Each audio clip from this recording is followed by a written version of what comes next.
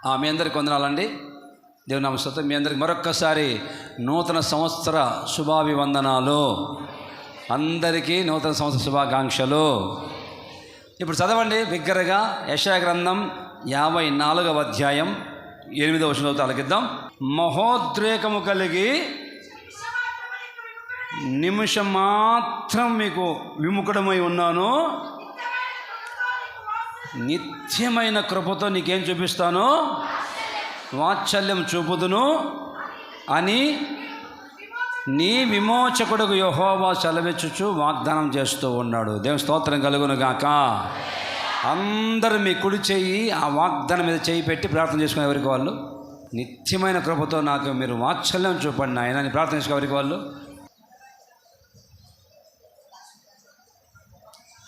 దేవునికి స్తోత్రం కలుగునుగా. ఆమేన్. దేవాతి దేవుడు ఇశ్రాయేలు ప్రజలతో ఈ వాగ్దానం చేస్తున్నాడు. ఏమని చెప్తాను తెలుసా అండి? ఏమని మాట్లాడుతూ చూడండి. మళ్ళీ చదువు. మహా ఉద్రేకము కలిగి నిమిషం మాత్రం నీకు విముఖుడనై ఉన్నాను, నిత్యమైన కృపతో వాత్సల్యం చూపుతాను. మహా ఉద్రేకం కలిగి దేవుడట ఎంతసేపు విముఖుడుగా ఉన్నాడు? ఒక్క నిమిషం మాత్రము దేవుడు దూరం అయిపోయి ముఖం చూపించకుండా వాళ్ళకి ఇశ్రాయేలు ప్రజలకి వెన్ను చూపించాడట, విముఖుడైపోయాడట, పట్టించుకోలేదట. ఎంతసేపు?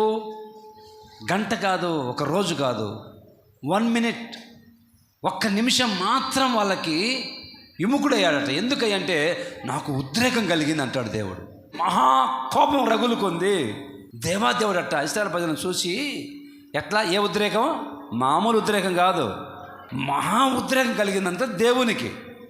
ఆ ప్రజలను చూసినప్పుడు మహా ఉద్రేకం కలిగి తర్వాత ఈ వాగ్దానం చేశాడు. ఇదిగో మీ మీద నాకు మహా ఉద్రేకం కలిగింది, అందుకే పక్కకి వెళ్ళిపోయా.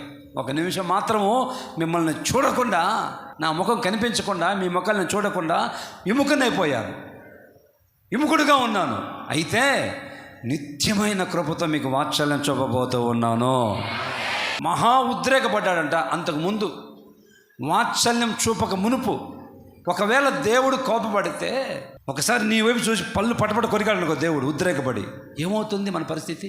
సృష్టికర్త దేవుడు, మనల్ని రూపించిన దేవుడు, ఆయన రక్తంతో కొనుక్కున్న దేవుడు మన మీద ఉద్రేకపడితే ఏంటి మన పరిస్థితి?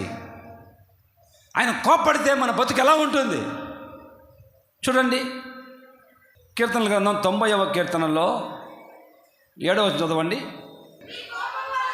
నీ కోపం వలన, అదిగో నీ కోపం వలన మేము క్షీణిస్తూ ఉన్నాము, నీ ఉగ్రతను బట్టి. ఎలా ఉందంట వాళ్ళ పరిస్థితి? దిగులైపోయిందంట.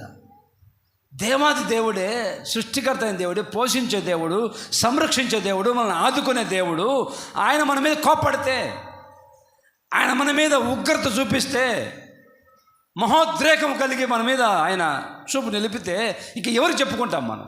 వాళ్ళు అంటారు, అయ్యా నీ కోపాన్ని బట్టి మేము క్షీణించిపోయామయ్యా, నువ్వు కోప్పడేసరికి మేము క్షీణించిపోయాం, నీవు ఉద్రేకపడేసరికి మేము ఎలా ఏం తెలుసా, దిగులైపోయిందయ్యా మా పరిస్థితి, దిగులుగా మారిపోయిందయ్యా మా బతుకు, నువ్వు కోప్పడితే, నువ్వు ఉద్రేకపడితే. దేవా కోపించుచునే వాత్సల్యము నాపై చూపినావే, ఆశ్రయదుర్గమా నా యేసయ్యా, నవజీవన మార్గమునా నన్ను నడిపించుమా, ఆశ్రయదుర్గమా నా యేసయ్యా, నవజీవన మార్గమునా నన్ను నడిపించుమా. ఊహించలేనే నీ కృపలేని క్షణమును, కోపించుచునే వాత్సల్యము నాపై చూపినావే, ఊహించలేనే నీ కృపలేని క్షణమును, కోపించుచునే వాత్సల్యము నాపై చూపినావే. ఆమేన్. దేవుడే మా మీద కోప్పడితే సమస్తం మాకు ఆయనే కదా, ఆయనే మాకు ఆధారం కదా. మాకు ఆధారమైన దేవుడు కోప్పడితే ఎక్కడికి వెళ్ళాలి? ఆయన కనుక కోప్పడితే నిట్టూర్పులు, జీవితం అంతా కన్నీళ్ళు. ఇప్పుడు మనందరికీ మీ అందరికీ నాకు ఆధారం మన దేవుడు. ఆ దేవుడు కోప్పడితే, ఆ దేవుడు ఉద్రేకపడి మన మీద సీరియస్ అయిపోతే మనం ఏం చేస్తాం? ఏ కార్యం జరగదు. మనం అనుకున్న పని ఏది సక్సెస్ కాదు. ఏదైనా ఇప్పుడు మనకు చేయాలంటే మన కార్యాలు జరగాలంటే దేవుడు మనకు తోడుగా ఉంటే జరుగుతుంది. ఆ దేవుడే కోప్పడితే, ఆ దేవుడే మనల్ని అసహించుకొని బయటికి పక్కకి వెళ్ళిపోతే ఇంకెవరు చెప్పుకోవాలి? మన కార్యాలు ఎవరు చేస్తారు? మనకి ఎవరు తోడుగా నిలబడతారు? ఆ చిన్న పిల్లలు ఉన్నారు, మీ పిల్లలు చిన్న పిల్లండి, వాడిని నీవు పెట పీకేసావనుకో ఎక్కడికి వెళ్తాడు చెప్పండి? మీ పిల్లోళ్ళు, చిన్న పిల్లోళ్ళు 2 దెబ్బలు పీకేసి పో అనేది తోసేసావనుకో ఇంట్లోంచి బయటికి, ఎక్కడికి వెళ్తాడు వాడు? ఎక్కడికి వెళ్తాడండి? వానికి ఏమైనా ఆధారం ఉందా? ఎవరైనా తెలిసిన వాళ్ళు ఉన్నారు వాడికి? ఏ ఇంటికి వెళ్తాడు వాడు? వాడికి తెలిసిందేమీ లేదు. తల్లి తండ్రి ఆ చిన్న పిల్లోడికి. మరి తల్లి తండ్రి కొట్టి తరిమేస్తే ఏ ఇంటికి వెళ్తాడు? ఎవరి దగ్గరికి వెళ్తాడు? ఆడు ఏడ్చుకుంటూ ఎక్కిలు పెట్టి ఏడ్చుకుంటా బయట గుమ్మం దగ్గర నిలబడుకొని ఏడ్చుకుంటూ ఉంటే ఆ తల్లిదండ్రి చూస్తూ ఊరుకుంటారండి? ఏడుస్తూ ఉంటే ఎంత కఠినమైన తల్లి అయినా, ఎంత దుర్మార్గుల తల్లి అయినా కడుపు చుంచుకొని పుట్టిన పిల్లల్ని 2 దెబ్బలు కొడతారు తల్లిదండ్రులు కోప్పడితే. ఏండి ఇంకా జీవితంతో కొట్టుకుంటూ తరిమేస్తారు ఆ పిల్లల్ని ఇంట్లో నుంచి. అది కొద్దిగా దేవుడు చూడండి, దేవుడు మీ మీద నాకు మహా ఉద్రేకం కలిగింది, ఒక్క నిమిషం మాత్రం విముఖుడైపోయాను, మళ్ళీ నిత్యమైన కృపతో మీకు మేము వాత్సల్యం చూపుతూ ఉన్నాను. దేవునికి స్తోత్రం కలుగును గాక. హల్లెలూయా. యెషయా గ్రంథం 57వ అధ్యాయంలో, యెషయా గ్రంథం 57వ అధ్యాయం 16 చదవండి. అదిగో, నేను నిత్యము పోరాడువాడను కాను, ఎల్లప్పుడూ నేను కోపించేవాడిని కాదు. అలాగుంటే, అదిగో అలా కనుక నేను ఉంటే నా మూలముగా జీవాత్మ క్షీణించిపోతుంది. నేను పుట్టించిన నరులు ఏమవుతారమ్మా? నేను కనుక నిత్యం కోపం ఉంచుకుంటే, అమ్మా నేను కనుక రోజు మీ మీద కోపం ఉంచితే ఏమవుతుంది? మీ బతుకు నరుల యొక్క జీవాత్మ క్షీణించిపోతుంది. నరులు ఏమవుతారంట? రోజు క్షీణించిపోయి బక్కసిక్కిపోయి ఏమండి బతుకు చిన్నాభిన్నం అవుతుంది. దేవుడు కనుక నిత్యము కోపం ఉంచితే. అందుకే ఆయన కీర్తనలు 30వ కీర్తన 5వ చదవండి. ఆయన కోపము ఎంతసేపు అమ్మా? ఎంతసేపు ఆయన కోపం ఉంటుంది? అదిగా కాసేపు. ఆయన కోపం నిమిషమేనంటండి, ఒక్క 60 సెకండ్లు అండి. మళ్ళీ మన దేవుడు ఏం చేస్తాడంటే మళ్ళీ మనల్ని నిత్యమైన కృపతో వాత్సల్యం చూపుతాడట. దేవునికి స్తోత్రం కలుగును గాక. ఓటమి నీడలో క్షేమము లేక వేదన కలిగిన వేళలయందు, ఓటమి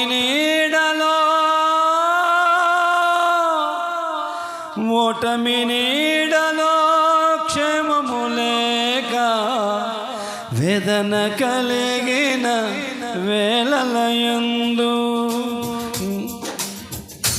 నీవు చూపించిన నీ వాత్సల్యమే నా హృదయాన నవజ్ఞాపిక. నీవు చూపించిన నీ వాత్సల్యమే నా హృదయాన నవజ్ఞాపిక. బహు సౌందర్య సియోనులో స్తుతి సింహాసన చూడా, బహు సౌందర్య సియోనులో స్తుతి సింహాసనాసీనుడా. ఆయన నిత్యము కోపిస్తే మనం క్షీణించిపోతాము.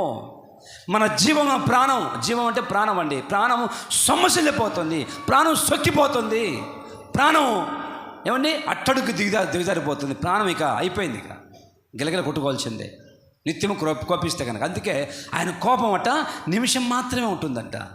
పిల్లలు చేస్తున్న కార్యక్రమాలు బట్టి కోపం వస్తుంది తల్లిదండ్రులకి. ఏరా బుద్ధి లేదా నీ కొంచెమన్నా? ఇలా చేసేవేంటి, ఇంత వయసు వచ్చింది తెలియదా అని తల్లిదండ్రులు ఎలా మన మీద కోప్పడతారో, ఎలా కొన్నిసార్లు ఉద్రేకపడతారో, మన దేవుడు కూడా ఎన్నోసార్లు ఇశ్రాయేలు ప్రజల మీద కోప్పడ్డాడు. ఎన్నోసార్లు వాళ్ళు ఆకులు రాలిపోయినట్టు రాలిపోయారు. కొన్నిసార్లు ఆయన కోపం రగులుకుంది వాళ్ళ మీద. కొన్నిసార్లు ఆయన కోపగించుకుంటే మనం ఉంటామండి. ఆ దారిలో వెళ్తా ఉన్నాడు. దారిలో వెళ్తా ఆ చెట్టు దగ్గరికి వెళ్ళాడు. చెట్టు దగ్గరికి యేసుప్రభువుకి ఆకలిగా ఉంది.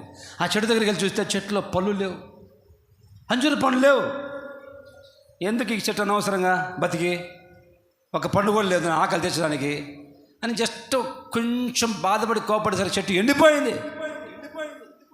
చెట్టు కూకటి వెళ్తే సహా ఎండిపోయింది. మళ్ళీ ఆ దారి వచ్చి చూస్తుంటే ఆ దారిలో వచ్చేటప్పుడు చెట్టు ఎండిపోయిందండి.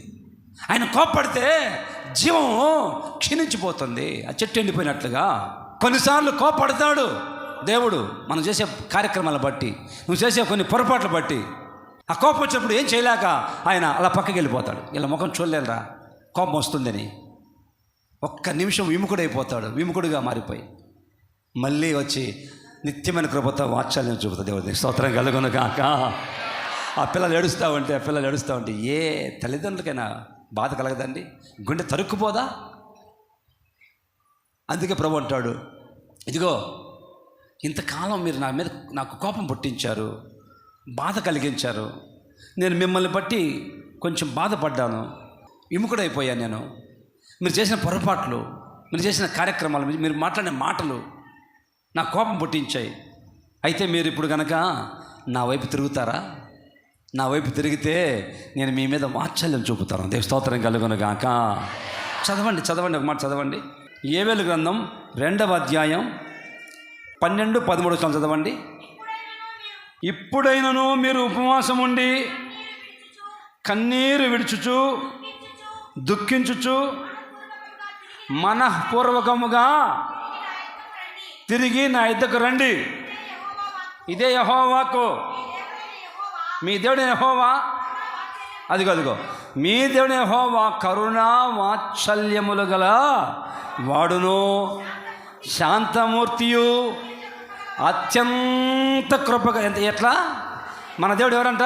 మన దేవుడు కరుణా వాత్సల్యములు గల దేవుడు, శాంతమూర్తియు, అత్యంత కృపగల దేవుడు. దేవుని స్తోత్రం కలుగును గాక. మనం చేయాల్సింది ఒకటేనండి.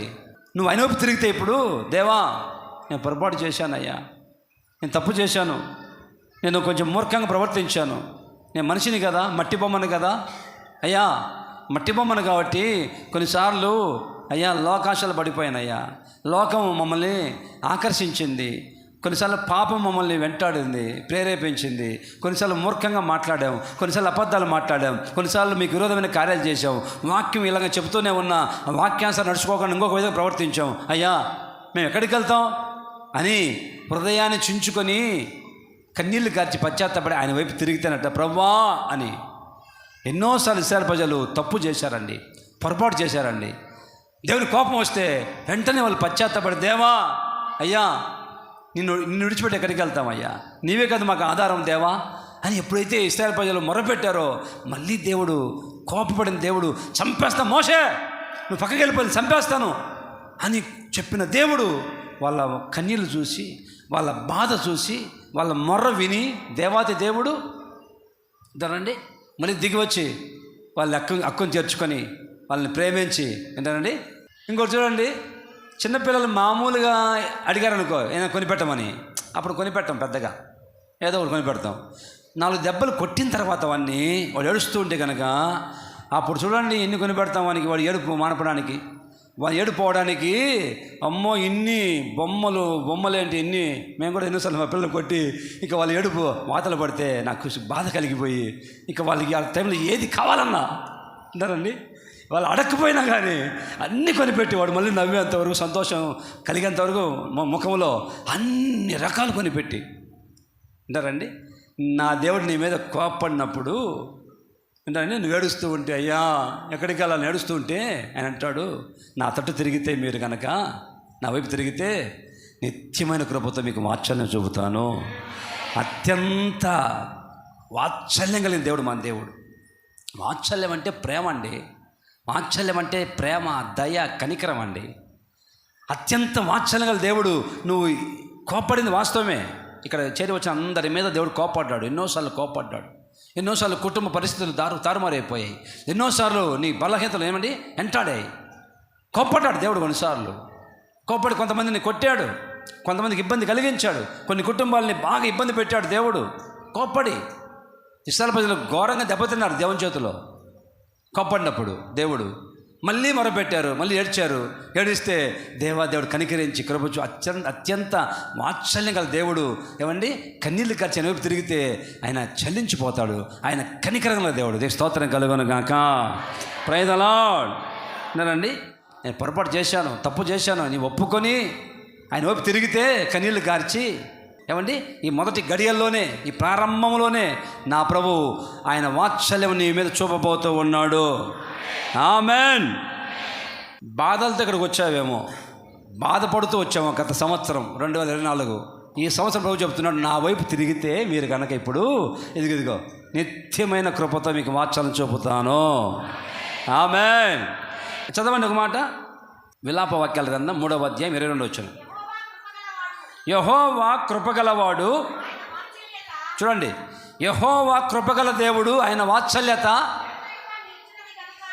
వాత్సల్యత ఎడతెగక నిలుచున్నది కనుక మనం నిర్మూలం కాకుండా ఉన్నాం.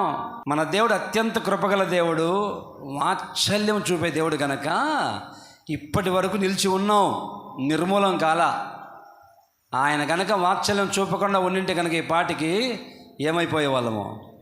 హలో, పోయిన సంవత్సరం నాతో పాటు ఈ సేవ ప్రారంభించిన కొంతమంది సేవకులు లేరండి. 6-7 మంది సేవకులు చనిపోయి సమాధిలో పెట్టబడిపోయారు, వెళ్ళిపోయారు దేవుని రాజ్యానికి. ఆయన అత్యంత కృపగల దేవుడు.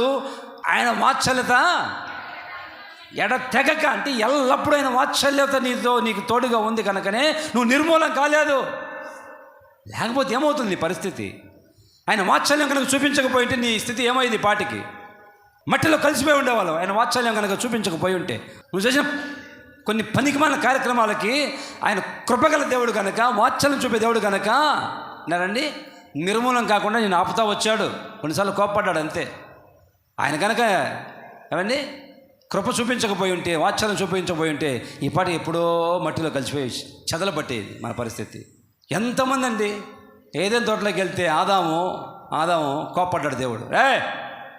చేయవద్దని పని చేశావు, పాపం చేశావు, తినవద్దని పడు తినావు, పో బయటికి పో. సంతోషంగా సమాధానంగా ఉండే ఆదాం పరిస్థితి ఏమో తెలుసా? బయటికి వెళ్ళిపోయి ఇప్పుడు కష్టపడుతున్నాడు, రెక్కల ముక్కలు చేసుకుంటున్నాడు, చెమట కారిపోతుంది, ఏం మిగలట్లా. దేవుని కోపం వచ్చి తరిమేశాడు బయటికి. బతుకంతా చిన్నభిన్నం అయిపోయి. కయ్యని చూస్తే కయ్యని తరిమేశాడు, పో బయటికి పో నా సన్నిధిలోంచి, నా సన్నిధిలో నిలబడడానికి నీకు హక్కు లేదు, వెళ్ళిపో.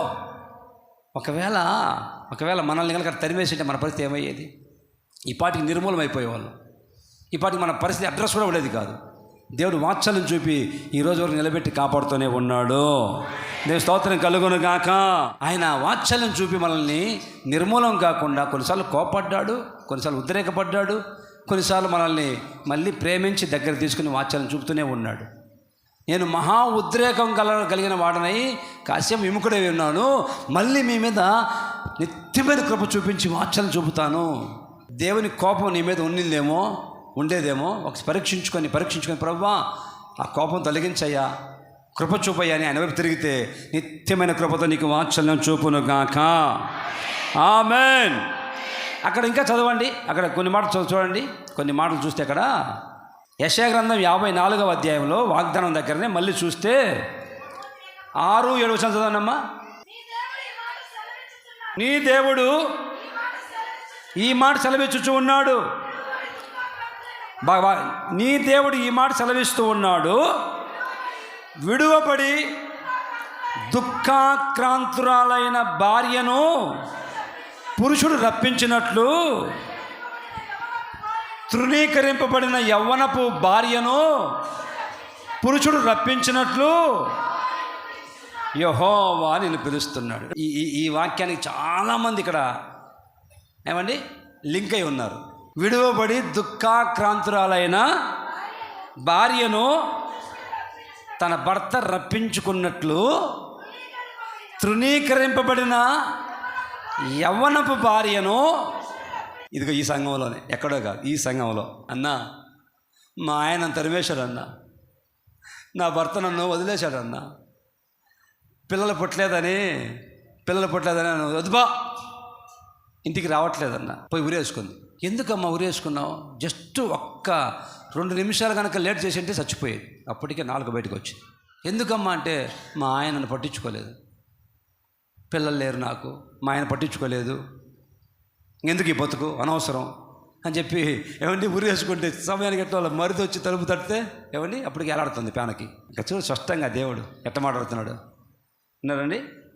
విడుబడి దుఃఖాక్రాంతురాలైన భార్యను పురుషుడు తీసుకొచ్చి మళ్ళీ పిలుచుకున్నట్లుగా తృణీకరింపబడిన, కొత్తగా పెళ్ళయిందండి, కొత్తగా యవ్వనపు భార్య, కొత్తగా పెళ్ళైన తర్వాత ఏమండి ఒక 5 నెలలు కలిసి ఉన్నారా, 6 నెలలు వెళ్ళిపో తరిమేశాడు భార్యని. ఆ అమ్మాయి బతికేంటి? ఆ అమ్మాయి ఎలా ఉంటుంది యవ్వన కాలంలో? కొత్తగా పెళ్ళైన అమ్మాయి తరిమేస్తే భర్త ఇంటికి వచ్చి ఇంకేం ఈ అమ్మాయి పరిస్థితి ఏంటి? అన్నం నీళ్ళు మానేసి తినక కడుపు కాల్చుకొని ఏడ్చి ఎండిపోయి ఒక ఎండిపోయిన చేపలాగా మారిపోయి ఏమమ్మాయి మా ఆయన నన్ను తరిమేశాడు, మా ఆయన వదిలేశాడు నన్ను, ఇప్పుడు ఏమవుతుంది నా బతుకు ఏమవుతుందో? అదిగో అట్లా ఉంది ఇలా పరిస్థితి. ఇశ్రాయేలు ప్రజల పరిస్థితి అలా ఉందండి. ఇశ్రాయేలు ప్రజలు అలా మారిపోయారు. దేవుని ప్రజల యొక్క పరిస్థితి అలా మారిపోయింది. ఎలా తెలుసండి? కట్టుకున్న భార్యను భర్త వదిలేస్తే ఎట్లా ఉంటుందో, కొత్తగా పెళ్ళైనప్పుడు యవ్వన కాలంలో భార్యను వదిలేస్తే ఆ భార్య పరిస్థితి ఎలా ఉంటుందో, దుఃఖాక్రాంతురాలై ఏడ్చి కన్నీళ్లు కారి అట్టకట్టుకుపోయి ఆ కన్నీళ్ళ అన్నపానాలకు భుజించి తిండి తినక భర్త వదిలేశాడు, ఏం చేస్తాడో, నా బతుకు ఏమవుతుందో అని కంగారు పడిపోయి ఏడ్చుకునే భార్య పరిస్థితిలాగా ఉంది. ఆ సమయంలో భర్త ఫోన్ చేసి అమ్మాయి వచ్చేసే అని అన్నాడు అనుకో, ఎలా ఉంటుంది అమ్మాయికి? చెప్పండి, ఎలా ఉంటుంది అమ్మాయికి? నేను స్తోత్రం కలుగును గాక. అప్పుడు ఎలా ఉంటుంది చెప్పండి, అమ్మాయికి ఎట్లా ఉంటుందండి? ఎంత సంతోషమోనండి, ఎంత ఆనందమో, ఎంత గంతులేస్తుందో. నీ వాత్సల్యమే నాపై చూపించిన నీ ప్రేమను ఉంచనా, నన్ను నీ కోసమే ఇలా బ్రతికించిన జీవాధిపతి నీవయ్యా. నీ వాత్సల్యమే నాపై చూపించిన నీ ప్రేమను వివరించనా, నీ కోసమే ఇలా బ్రతికించిన జీవాధిపతి నీవయ్యా. ఇదే కదా నీలో పరవశం, నూతనమైన కృపా, శాశ్వతమైన కృపా, బహు ఉన్నతమైన కృపా, నిరంతరం నాపై చూపిన నిత్య తేజుడా యేసయ్యా. నీ వాత్సల్యమే నాపై చూపించిన నీ ప్రేమను వివరించనా, నన్ను నీ కోసమే ఇలా బ్రతికించిన జీవాధిపతి నీవయ్యా. ఇదే కదా నీలో పరవశం, మరువలేని తీయని జ్ఞాపకం. ఇదే కదా నీలో పరవశం, మరువలేని తీయని జ్ఞాపకం, నూతనమైన కృపా. ఆమేన్. ఆ సమయంలో ఫోన్ వచ్చిందండి భార్యకి. ఏడ్చుకుంటూ అన్నం మానేసి మొలు కూర్చొని వాళ్ళ అమ్మ నన్ను తినమ్మాయి అంటే నాకొద్దు, నేను చచ్చిపోతా, నాకెందుకు అని భర్త వదిలేస్తే పెళ్ళైన కొత్తలో భార్య ఎలా ఏడ్చుకుంటూ ఉంటుందో, ఆ సమయంలో పురుషుడు భర్త మళ్ళీ రప్పించితే ఎట్లా ఉంటుంది అమ్మాయికి ఆనందం? నా దేవుడు అలా చేస్తాడు. స్తోత్రం కలుగును గాక. Praise the lord. ఆమేన్. అదిగో అలా ఉంటుందండి నా దేవుడు, అలా చేస్తాడు. నీకున్న పరిస్థితులు తారుమారు అయిపోయినప్పుడు, నేను ఆ బతుకు చిన్నాభిన్నం అయిపోయిందేమో, నన్ను ఎవరు పట్టించుకునే వాళ్ళు లేరేమో, విడువబడిన దానిలాగా మారిపోయింది నా బతుకు, నా కుటుంబాన్ని ఎవరు పట్టించుకోరేమో, నా కుటుంబానికి ఎవరు దిక్కు లేరేమో, నన్ను అందరూ విడిచిపెట్టారేమో, నాకెవరు సహాయం చేయరేమో అన్నట్టుగా నీకు నీ కుటుంబానికి ఎవరు దిక్కు లేక తోడు లేకవండి. అటువంటి సమయంలో నా ప్రభు అంటాడు, హలో నేను ఉన్నానమ్మా అని ప్రభు మాట్లాడితే ఎంత ఆనందం వేస్తుంది రండి. అక్కడికి చూడండి ఒక మాట 9వ వచనం చదవండి. నోవాహు కాలములో జల ప్రళయమును గూర్చి చేసినట్లు నేను చేయుదును. జలములు భూమి మీదకి ఇక పొర్లుచు రావని నేను నోవాహు కాలంలో ఒట్టు పెట్టుకున్నట్లుగా నీ మీద ఎప్పుడు కోపపడననియో నిన్ను గద్దింపననియో. దేవుడి కోపం వచ్చింది నోవాహు రోజుల్లో. ప్రజలు చేస్తున్న పాపాలు బట్టి దేవుడి కోపం వచ్చేసి, నోవాహు ఆకాశం నుంచి వర్షం కురుస్తుంది, తుమ్ములు ఇప్పుతాను, ఓడ తయారు చేసుకో అని దేవుడు చెప్తే, దేవుని మాటకు లోబడి నోవాహు ఎలా ఓడ తయారు చేసుకున్న తర్వాత వాళ్ళు చెప్పినా వినకపోతే ఆ తరం వారిలో నోవాహు ఒక్కడే నిందారహితుడిగా ఉన్నాడంట, కృప పొందిన వాడిగా ఉన్నాడంట, మంచివాడిగా ఉన్నాడంట. నోవాహు భూమి అంతా చెడిపోయిందంట, భూమి అంతా నాశనం అయిపోయిందంట. ఆ భూమి మీద ప్రజలందరూ చెడిపోయి ఇష్టానుసారం ప్రవర్తిస్తుంటే దేవుని కోపం వచ్చి రగిలిపోయి ఏమండి నోవాహు కాలంలో నీళ్లు రప్పించి అలా భూమిని నాశనం చేశాడో, ఇదిగో అలా చేయనిక నేను ఆ రోజు ఒట్టు పెట్టుకున్నాడు దేవుడు. ఇంకెప్పుడు మళ్ళీ నేను జలములతో ఈ భూమి నాశనం చేయను అని ప్రమాణం చేశాడు దేవుడు, ఒట్టు పెట్టుకున్నాడే. అదేవిధంగా ఇంతవరకు నేను కోపించాను, ఇంతవరకు నీ మీద ఉద్రేకపడ్డాను, కోపపడ్డాను, నిన్ను విడిచిపెట్టాను, భార్యను భర్త వదిలిపెట్టినట్టుగా నేను వదిలిపెడితే నీ దిక్కు మొక్కులేక ఏడ్చుకొని కన్నీళ్ళు అన్నపాలను భుజిస్తూ వచ్చావు. మళ్ళీ ఒక కాల్ వచ్చింది, కాలింగ్ వచ్చింది. ఏమండి భర్త దగ్గర నుంచి కాల్ వచ్చినట్టుగా ఏమండి నీకు ప్రభు పిలుస్తున్నాడు, ఒట్టు పెట్టుకుంటానమ్మా, ఇంకెప్పుడు నీ మీద కోపడను, నేను గద్దించను, నిత్యమైన కృపతో నీకు వాత్సల్యం చూపుతున్నాను. దేవునికి స్తోత్రం కలుగును గాక. నిత్యమైన కృపతో వాత్సల్యం నా ప్రభు చూపును గాక. ఆమేన్. క్షేమమునందుటయే సర్వజనులకు ప్రయాసగా మారే క్షేమాధారము నీవై దీర్ఘాయువుతో సంతృప్తి పరతువు నన్ను. క్షేమమునందుటయే సర్వజనులకు ప్రయాసగా మారే క్షేమాధారము నీవై దీర్ఘాయువుతో సంతృప్తి పరతువు నన్ను. నిత్య నిబంధనగా నీ వాత్సల్యమును చూపితివేని నిత్యమైనని సత్యవాక్యముతో. నిత్య నిబంధనగా నీ వాత్సల్యమును చూపితివే నిత్యమైనని సత్యవాక్యముతో. సజీవుడవైనా యేసయ్యా నిన్నాశ్రయించిన నీ వారికి సహాయుడవై తృప్తి పరచితివే. సముద్రమంతా సమృద్ధితో ఆనందించదనిలో అనుదినము కృప పొంది ఆరాధించద నిన్నే ఆనంద ధ్వనులతో. ఆనందించదనిలో అనుదినము కృప పొంది ఆరాధించద నిన్నే ఆనంద ధ్వనులతో. సజీవుడవైనా హల్లెలూయా.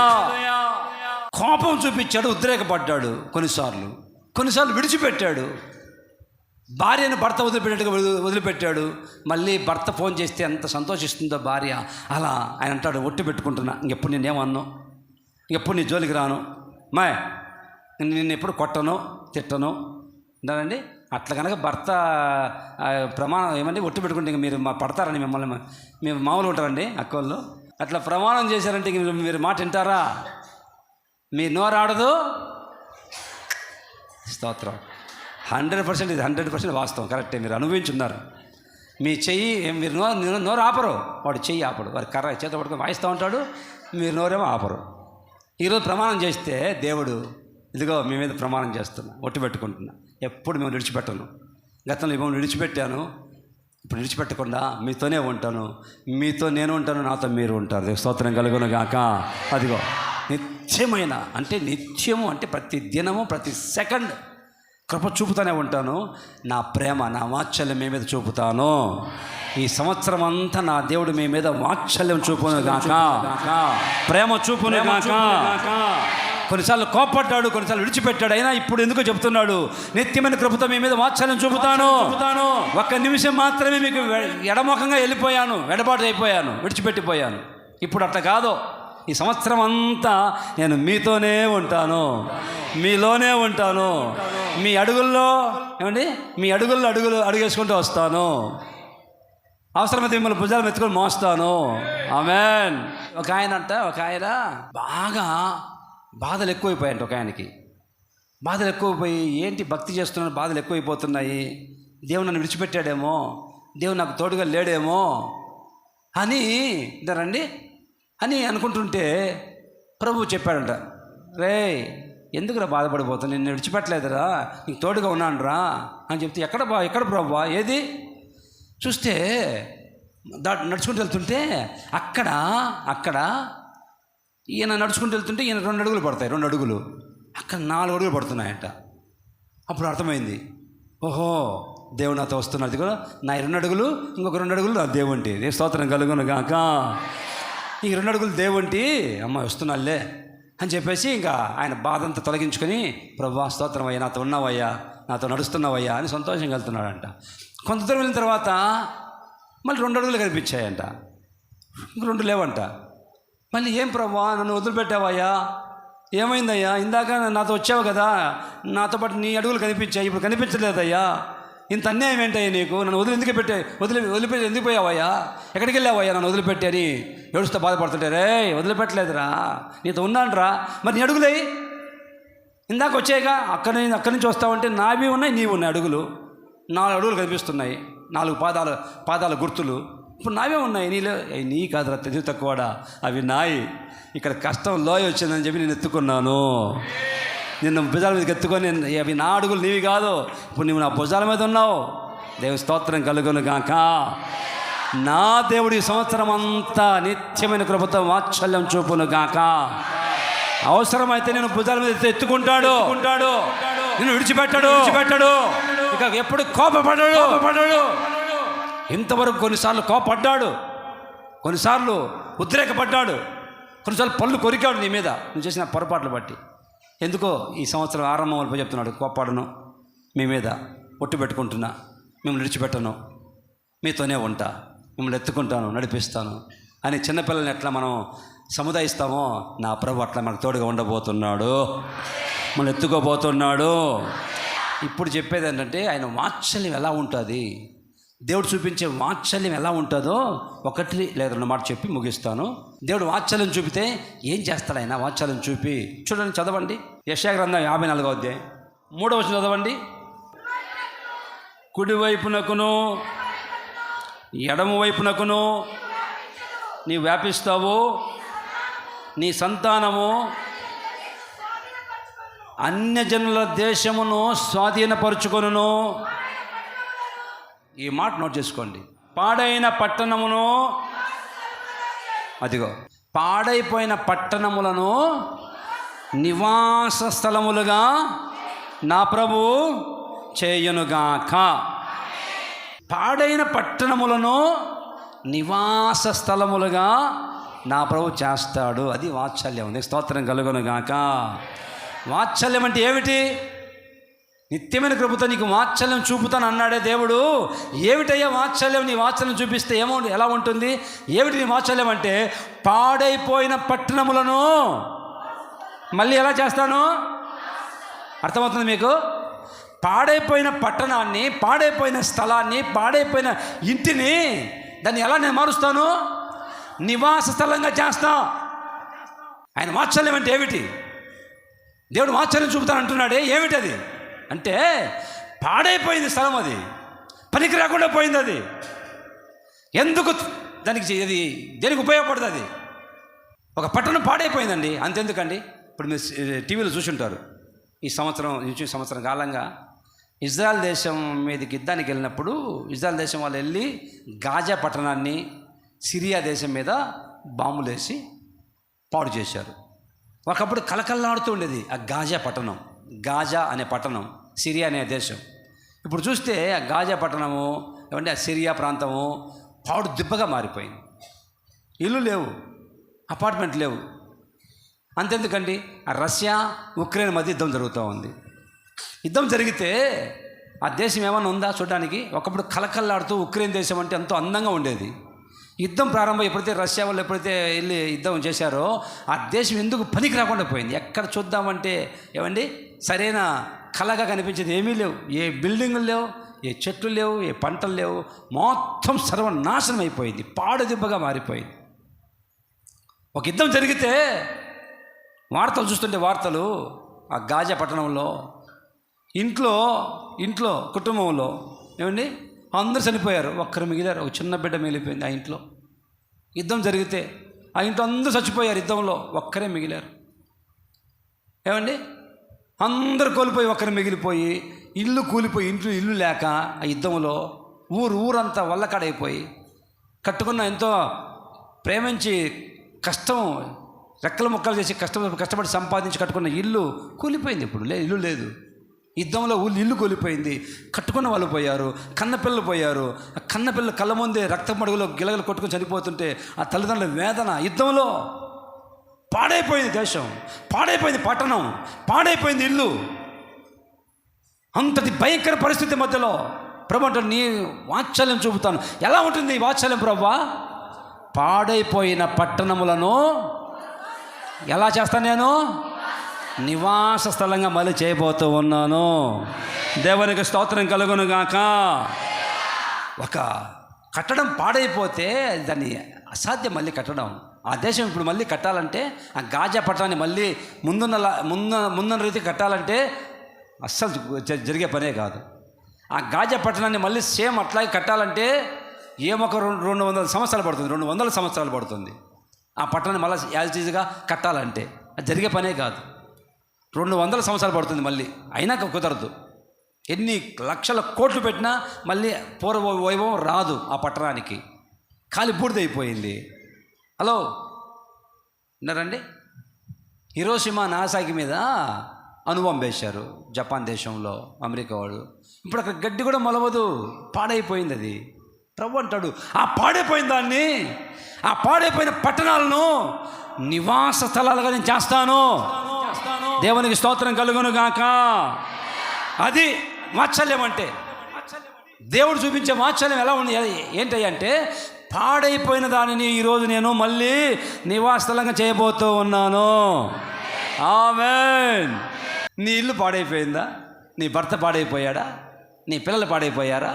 అయ్యా నా భర్త ఇక సెట్ కాడు, అనవసరం, వేస్ట్, నువ్వే సర్టిఫికేట్ ఇచ్చావు, ఈయన పనికిరాడు దేనికి, అయిపోయింది. ఇక నా పిల్లల చెడిపోయారు, ఇక వీళ్ళు మళ్ళీ ఇది మళ్ళీ బతుకు బాగుపడదు వీళ్ళకి. ఇది నా ఇల్లు పోయిందయ్యా, ఇంకేముంది, ఇది అయ్యే పనే కాదు.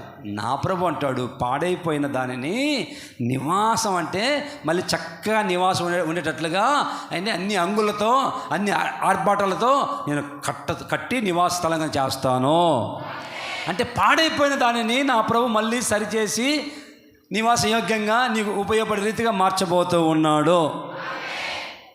అది నీ భర్త కావచ్చు, నీ భార్య కావచ్చు, నీ పిల్లలు కావచ్చు, నీ ఇల్లు కావచ్చు. నీ ఆత్మీయ స్థితి చెడిపోయిందా అన్న, ఫెయిల్ అయిపోయిందన్న జీవితం అంతా, అంధకారంలోకి వెళ్ళిపోయారన్న, అంధకారంలోకి వెళ్ళిపోయావా, బతుకు చిన్నభిన్నమైందా? నా ప్రభు ఎవరు తెలుసండి? బాగు చేయడానికి సమర్థులైన దేవుడు. దానిని మళ్ళీ పాడైపోయిన దానిని ఏమైనా సెట్ చేసే దేవుడు.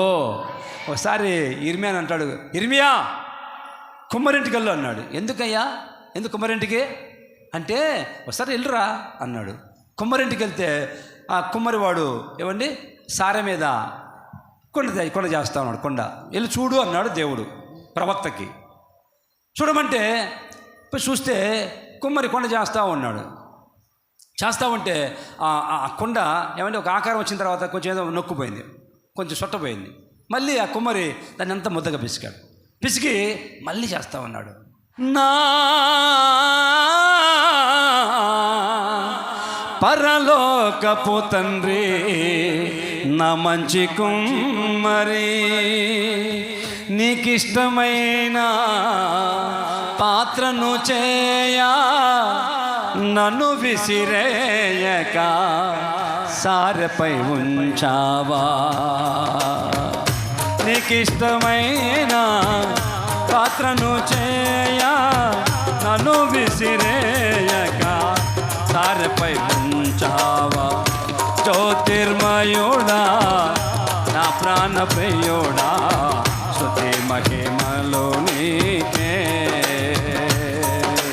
నా పరలోకపు తండ్రి, నా మంచి కుమ్మరి, నా పరలోకపు తండ్రి, నా మంచి కుమ్మరి, నీకిష్టమైన పాత్రను చేయా నన్ను విసిరేయక సారెపై ఉంచావా. నీకిష్టమైన పాత్రను చేయా నన్ను విసిరేయక. ఆమేన్. ఆ కుమ్మరే అలా చేస్తే మనసులో ఊహించుకున్న రూపం వచ్చేంత వరకు దాన్ని మారుస్తూనే ఉన్నాడే. ముద్ద పిసుకుతాడు, మళ్ళీ ఏదో కూజ తయారుకుంటున్నాడు, రావట్లే, మళ్ళీ ముద్ద పిసుకాడు, మళ్ళీ చేశాడు, సారి మీద పెట్టి తిప్పుతూనే ఉన్నాడు. కుమ్మరి నేనెవరు తెలుసా? పరమ కుమ్మరి నేను. తల్లి గర్భములో ఉన్నప్పుడే, పిండముగా ఉన్నప్పుడు నేను రూపించిన దేవుణ్ణి. నీకేం చేయాలో నాకు తెలుసు. కొంత అనుకుంటారు, కొంతమంది గుండె రంధ్రం ఇంత బెజ్జం పడింది అన్నయ్య, ఇంక అయిపోయిందంట, డాక్టర్లు చేతులు పెట్టేశారు, వారం టైం పెట్టారు. ప్రభు అంటాడు, రే పాడైపోయిందా నేను నివాస తలంగా చేయబోతూ ఉన్నాను. అన్నయ్య 2 కిడ్నీలు పోయినాయి, 2 ఇడ్లీలు పోయినాయి అన్నయ్య. ఇడ్లీలు అంట, అక్క కిడ్నీ రాదు, ఇడ్లీలు పోయినాయి అన్నయ్య, 2 ఇడ్లీలు చెడిపోయినాయి అన్నయ్య, 2 ఇడ్లీలు పోయినాయంట. ఇడ్లీలు ఇప్పుడేం చేద్దామమ్మా? చెడిపోయినాయి అన్నయ్య, 2 చెడిపోయినాయి. ఇంకా ఆ డయాలసిస్ దేవుడి దగ్గరికి వెళ్తే దేవుడి దగ్గరికి వెళ్ళి డయాలసిస్ చేస్తాడు, కొన్ని రోజులు బతికిస్తాడు, తర్వాత ఇంకా సర్దుకోవడం అన్నయ్య, చచ్చిపోవాల్సిందే. నా దేవుడు అంటాడు, గుండె చెదరిన వారిని దేవునికి స్తోత్రం కలుగును గాక అంటారండి. నీ గాయములను కట్టువాడు, నివాస స్థలంగా కట్టే దేవుడు.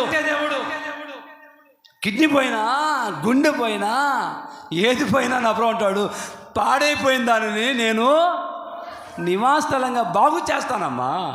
అది బాగుపడతాయా? వల్ల కాదు, తెలివి తక్కువ. ఆ కుమ్మరి అటు చేస్తే, ఆ కుమ్మరి ఆ కొండకి అంత రూపం తెచ్చుతుంటే, మాట పిసుకుతుంటే, నేను నిన్ను పిసికైనా నీ అవయవాలు నూతన అవయవాలుగా మారుస్తాను. నీ అవయవాలను నూతనంగా మారుస్తాను. కొత్త అవయవాలుగా మారబోతున్నాయి నీ జీవితంలో. ఆమేన్. ఇక్కడ ఒకవేళ అనారోగ్యంతో బాధపడుతూ ఇక్కడికి వచ్చావేమో, డాక్టర్లు చేయి వదిలిపెట్టారేమో, సావే శరణ్యం, ఇది క్యాన్సరు. నా ప్రభు సమర్థుడు, శక్తి గల దేవుడు. పాడైపోయిన దానిని మళ్ళీ బాగు చేయుటకు, నూతనంగా మార్చుటకు సమర్థుడు. అర్థమవుతుంది? తీసుకెళ్ళాను, ఫోను రిపేర్ వస్తే తీసుకెళ్ళాను అన్నయ్య, ఫోన్ రిపేర్ వస్తే వాళ్ళ దగ్గరికి, వాడు వేస్ట్ తీసే పడైపో, పనికిరాదు పో, చెత్తపడ్డ పడైపో అన్నాడు. పడేయవద్దు, ఇదిగో పాడైపోయిన దానిని నా దేవుడు మళ్ళీ బాగు చేయబోతూ ఉన్నాడు. ఏమండి, మెకానిక్ తీసుకెళ్తే మెకానిక్ దగ్గరికి నా కార్ని, పాత కార్ని తీసుకెళ్తే ఫోర్టు కార్, ఎందుకన్నా ఇది ఇనుప సామాన్లు వేసి అన్నాడు, పాత కార్ని, ఫోర్టు కార్ని. వాళ్ళు చెప్పేదండి, పాడైపోయింది, ఇది ఎందుకు పనికిరాదు, ఇంక తీసుకెళ్ళిపోయి ఇనుప కొట్లో అమ్మేసుకో, తుక్కు సామాన్ల కింద అంటారు. నా ప్రభు అంటాడు, దానిని నేను, ఆ పాడైపోయిన దానిని నూతనంగా మారుస్తాను. నువ్వు అనుకో, నా భర్త పాడైపోయాడు అన్నయ్య, చెడిపోయాడు, పూర్తి చెడిపోయాడు అన్నయ్య, ఇంకా బాగుపడ్డా అన్నయ్య. అన్నయ్య ఈయన బాగుపడుతున్నాగా ఆలోచన ఏమాత్రం ఆశ లేదన్నయ్య. నా దేవుడు ఏమండి తలకిందులు చేస్తాడు. దేవుడి స్తోత్రం కలుగును గాక.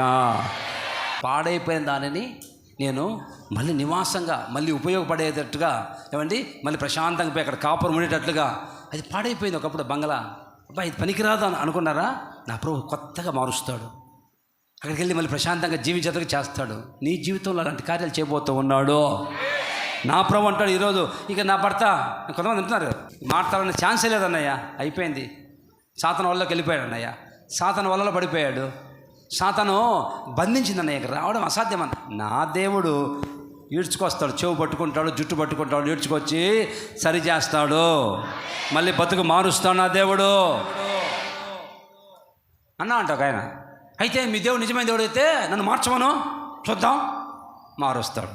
ఉండు చూడు ఎలా మారుస్తాడు, చూడు నేను ఎట్ట కొడతాడో, ఎక్కడ కొడతాడో, ఎక్కడ కింద పడేస్తాడో, ఏమండి ఎక్కడ ఈడ్చుకొస్తాడో. దేవునితో సవాల్ చేస్తావా? దేవునితో, నీ దేవుడు నిజమైన దేవుడు అయితే నన్ను మార్చమను, చూద్దాం, నేనే వస్తాను అని చెప్పి అన్నాడంట.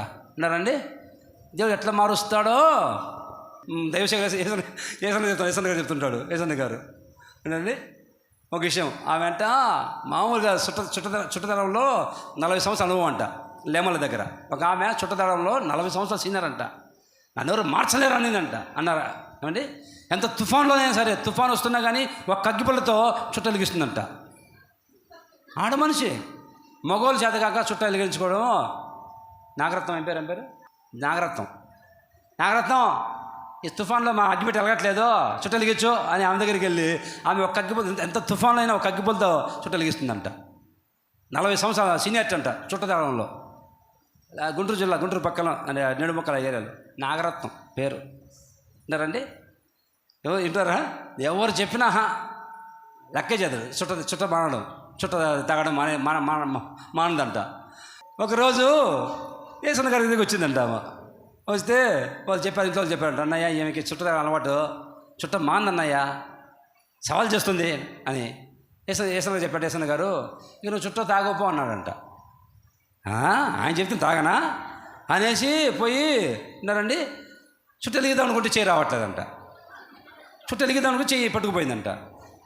ఏంట్రా 40 సంవత్సరాలు చుట్ట తాగి అందరికి నేను, మా ఊర్లో అందరికి నేను వెలిగించేదాన్ని చుట్ట తుఫాన్లో కూడా, చెయ్యి రావట్లేదంట, పట్టుకుపోయిందంట.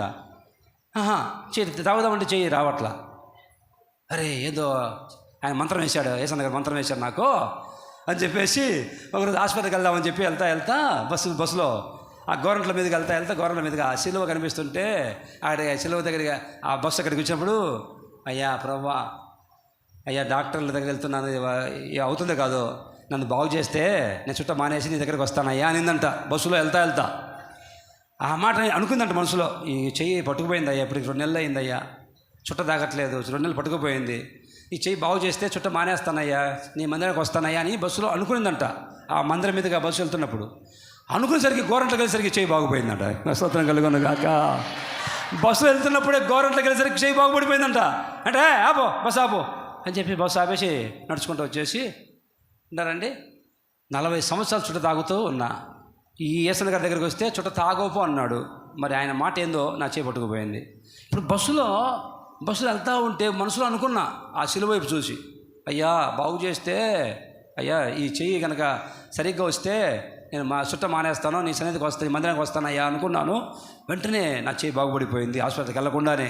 అప్పుడు ఏసన్న గారికి వచ్చా, ఏసన్న గారు నువ్వేమని అన్నావు అయ్యా, చుట్ట మానేశాను, ఇక నేను దేవుడు నమ్ముకుంటానయ్యా, బాప్తిస్మం అంటే ఆమె పేరు జీవరత్నం పేరు పెట్టాడు. స్తోత్రం కలుగును గాక. నాగరత్నం జీవరత్నంగా మారిపోయింది. హల్లెలూయా. నీ దేవుడిని మార్చుకో, మారుస్తాను. నా దేవుడు అర్థం కావట్లేదు. మహామౌలు సౌలుని పౌలుగా మార్చాడు. పాడైపోయిన స్థలాన్ని, పాడైపోయిన పట్టణాన్ని, పాడైపోయిన కుటుంబాన్ని, పాడైపోయిన నీ భర్తని, పాడైపోయిన నీ అవయవాల్ని మళ్ళీ నూతనంగా మారుస్తాను, కడతాను. ఎలా కడతావయ్యా, ఎలా కడతావని చూస్తే యెషయా గ్రంథం 54:11-12 ప్రయాసపడి గాలివాన చేత కొట్టబడి ఆదరణ లేక ఉన్నదానా, అదిగో నేను నీలాంజనములతో. మీ ఇల్లు ఎట్ట కడతారండి బ్రదర్? హలో, మీ ఇల్లు కట్టారే, దేంతో కట్టారు మీ ఇల్లు? రాళ్ళతోనే కడతారు, ఇటుక రాయితోనే కడతారు. నా ప్రభు చెప్తున్నాడు, నేను పాడైపోయిన స్థలములను నివాసాలను కడతాను అన్నాడే. ఎలా కడతావయ్యా, దేంతో కడతావు అంటే, నీలాంజనములతో నీ కట్టడాలని కట్టబోతూ ఉన్నాను. నీలములతో మీ పునాది ఎట్టేశారు? మీ పునాది పెద్ద పెద్ద బండరాలు వేశారో లేకపోతే కాంక్రీట్ చేశారు? పునాది కాంక్రీట్తో కానీ నా ప్రభు అంటాడు, నీలములతో నీ పునాదులు వేయుదును, మాణిక్యమణులతో నీ కోట గుమ్మములను, సూర్యకాంతములతో నీ గుమ్మములను కట్టుదును. నీ గుమ్మాలు కిటికీలు ఎలా ఉంటాయంటే అంటారండి, సూర్యకాంతములతో నీ గుమ్మాలు కిటికీలు కడతాడు. ప్రశస్తమైన రత్నములతో నీకు సరిహద్దుల్ని, అదిగో అన్నీ విలువైనట్టే, నీలాంజనములతో నేను కడతాడట, నీలములతో పురాదేస్తాడట, మాణిక్యమనులతో నీకు గుమ్మాలు కిటికీలు కడతాడట, సరిహద్దులు ప్రశస్తమైన రత్నాలు, ముత్యాలు, నీలములు. ఓరే నాయనో, ఈ మామూలు విలువైన బంగారం కాదు, వజ్రాలు కాదు, అంతకన్నా విలువైన వాటితో, అంత కాస్ట్లీగా విలువైన వ్యక్తిగా నా ప్రభు నేను కట్టును గాక. ఆమేన్. దేవునికి స్తోత్రం కలుగును గాక. మామూలు కదండి, పాడైపోయింది అయ్యా, అది పనికిరాదు, నేను కడతా. ఎలా కడతావో? చాలా విలువైన దానిగా కట్టబోతూ ఉన్నాను. అది కూలిపోయిందయ్యా, పనికిరాదయ్యా, పాడైపోయిందయ్యా, నేను దాన్ని నివాసస్థలంగా చేస్తాను, కడతాను. మళ్ళీ ఎలా కడతావు? దానికి ఒక విలువ, దానికి ఒక ఘనత వచ్చేటట్లుగా, ఒక గౌరవం వచ్చేటట్లుగా. ఆయన వాత్సల్యం అలా ఉంటుంది.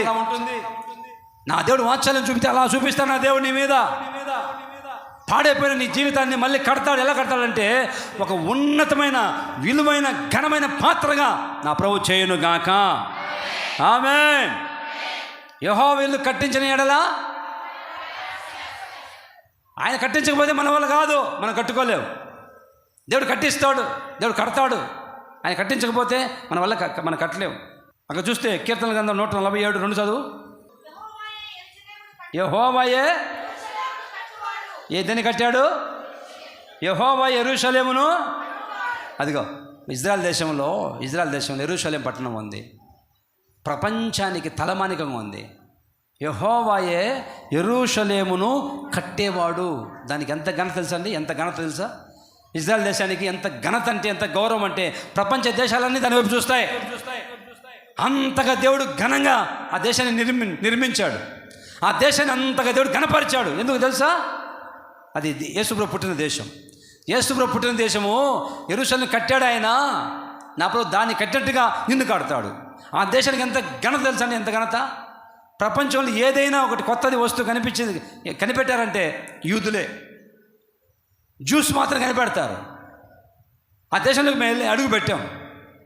ఇజ్రాయెల్ దేశం అడుగు పెడితే అస్సలు అది చెప్పడానికి వర్ణించలేము. అక్కడ పండే పంటలు కావచ్చు, పంటలు కావచ్చు, వాళ్ళ యొక్క టెక్నాలజీ కావచ్చు, మామూలు ప్రపంచ దేశాలు ఆశ్చర్యపోతాయి. అంతటి టెక్నాలజీ కలిగిన దేశం యెరూషలేం దేశం. ప్రభు అంటాడు, యెరూషలేంను యెహోవా కట్టాడు, అలా నిన్ను కడతాడు. పాడైపోయిన నిన్ను ఎలా అంటే నీలాంజనములతో, రత్నములతో, ప్రశస్తమైన రత్నాలతో కట్టి నీకు ఘనత కలిగిస్తాడు నా దేవుడు. స్తోత్రం కలుగును గాక. ఎలాగంటే యెరూషలేమును కట్టింది దేవుడు, అలాగే నిన్ను, నీ కుటుంబాన్ని కట్టును గాక, నీ పిల్లల్ని కట్టును గాక. ఆమేన్. కింద 3వ వచనం, గుండె చెదిరిన వారిని ఆయనకు బాగు చేయవాడు. కడతాడు. పాడైపోయిన స్థలమును నివాస స్థలముగా కట్టబోతూ ఉన్నాడు.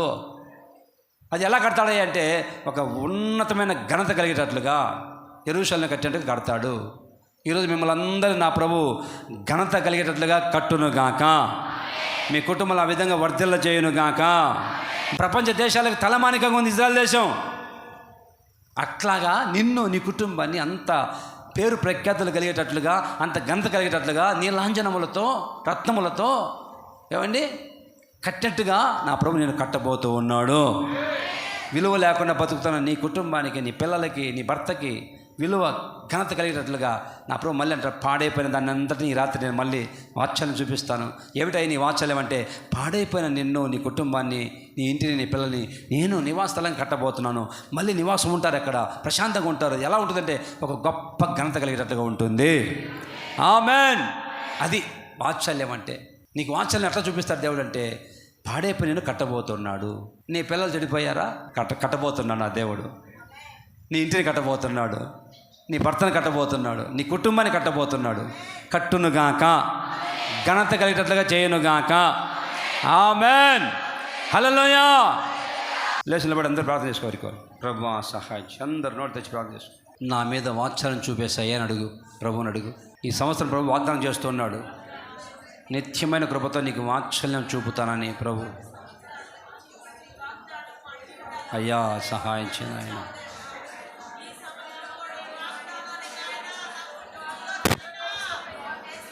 నీ మీద కోప్పడను, నేను విడిచిపెట్టను, నీకు వాత్సల్యం చూపుతానన్నాడు దేవుడు. ఆయన వాత్సల్యం ఎలా ఉంది? పాడైపోయిన దాన్ని కట్టబోతున్నాడు. అది వాత్సల్యం అంటే.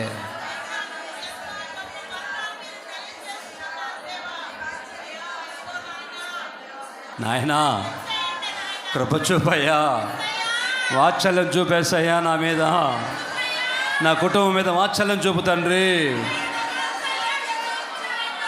ఆయన వాత్సల్యం చూపిస్తే పాడైపోయిన స్థలములను, పాడు దిబ్బగా మారిపోయిన స్థలములను నివాస స్థలంగా చేస్తాడు.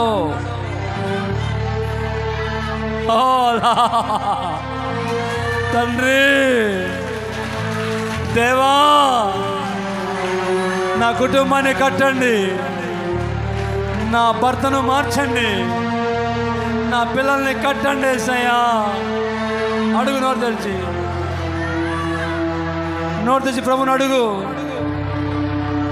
నా కుటుంబ పరిస్థితి బాగాలేదయ్యా, మళ్ళీ బయటపడతామన్న ఏమాత్రం ఆశ లేదు నాయన. నా ప్రభు మళ్ళీ కట్టబోతూ ఉన్నాడు, నీ కుటుంబాన్ని నిలబెట్టబోతూ ఉన్నాడు. ఈసారి అనేకులకు వెలుగుకరంగా, దీవెనకరంగా. స్తోత్రం నాయన. ప్రభువా, ప్రభువా, తండ్రి, తండ్రి, నన్ను నీ కోసమే ఇలా బ్రతికించిన జీవాధిపతి నీవయ్యా.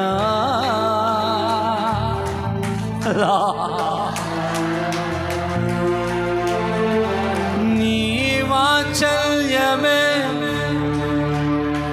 నాపై చూపించిన, నీ ప్రేమను వివరించనా నా తండ్రి.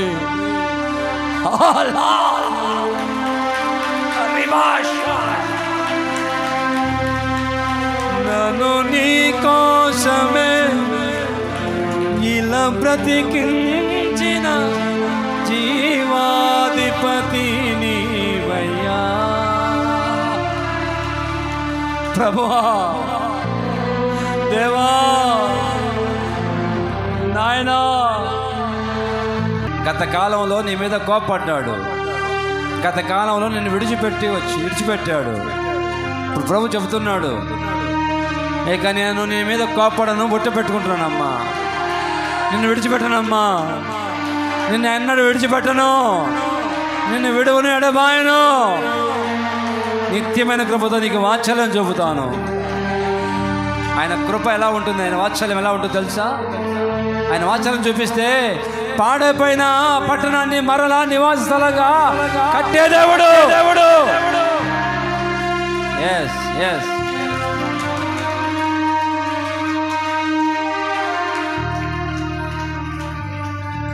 మామూలుగా కట్టడు.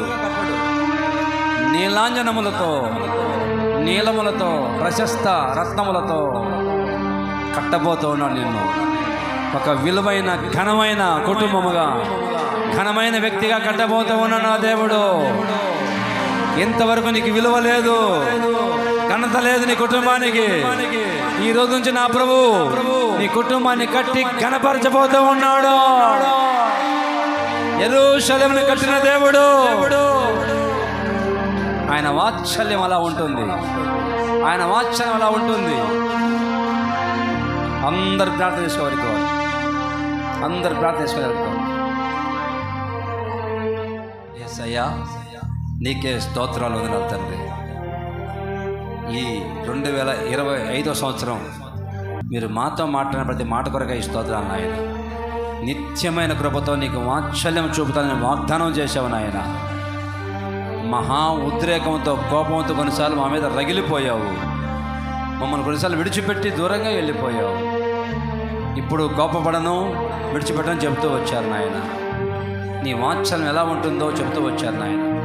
పాడైపోయిన మా జీవితాన్ని మళ్ళీ నివాస స్థలంగా అంటే అందరికీ ఉపయోగపడేటట్లుగా కడతానని సెలవిస్తూ వచ్చారు. అది ఎలా కడతానంటే విలువైన ఘనమైన వ్యక్తిగా ఉండాలని. తండ్రి నీకు స్తోత్రం. బిడ్డలందరినీ ఆ విధంగా మీరు కట్టండి అయ్యా. ఈ సంవత్సరం తండ్రి గత సంవత్సరాలు వచ్చిన అనుభవాలు ఈ సంవత్సరం రాకుండా నవనూతన మార్గాలను నడిపించండి యేసయ్యా. ప్రభువా సహాయం చేయండి అయ్యా. కృప చూపండి దేవా. బిడ్డలందరినీ కుటుంబాలుగా ఆశీర్వదించండి అయ్యా. మీ సేవకులుగా నిండు మనసుతో నిండు హృదయంతో ఆశీర్వదిస్తున్నాను. ఇక్కడ చేరువచ్చిన బిడ్డలందరూ కూడా ప్రతి కుటుంబాలుగా బిడ్డలందరూ ఆశీర్వాదం పొందుదురుగాక, ఆశీర్వాదం పొందుదురుగాక, ఆశీర్వాదం పొందుదురుగాక, దీవెన పొందుదురుగాక, దీవెన పొందుదురుగాక, దీవెన పొందుదురుగాక, కృప పొందుదురుగాక, కృప కలుగునుగాక, కృప కలుగునుగాక. తండ్రి వీళ్ళందరూ దీవెన పొందుకొని వెళ్ళాలి. మెండుగా నిండుగా ఆశీర్వాదాలతో నింపబడి వెళ్ళాలి నా తండ్రి. ఎత్తిమైన కృపతో నిబిడల మీద వాత్సల్యం చూపండి నాయన. ఈ సంవత్సరం అంతా మీరు కాచి కాపాడండి. కృపాక్షమలు ఎంట ఉంచండి నాయన. దీర్ఘాయుష్తో నింపండి తండ్రి. సమాధానంతో సంతోషంతో బయలు వెళ్ళుదురు గాక. దీవించి ఆశీర్వదించమని యేసు నామములో అడుగుచున్నాము తండ్రి. ఆమేన్. మన తండ్రి అయిన దేవుని ప్రేమ, కుమారుడు యేసయ్య కృప, పరిశుద్ధాత్మ దేవుని సన్నిధి సహవాసం ఇప్పుడు ఎలా సదాకాలము మనకందరికీ సకల కోటి పరిశుద్ధులందరికీ దేవుని కృప సదాకాలం తోడుగా నడిపించును గాక. ఆమేన్.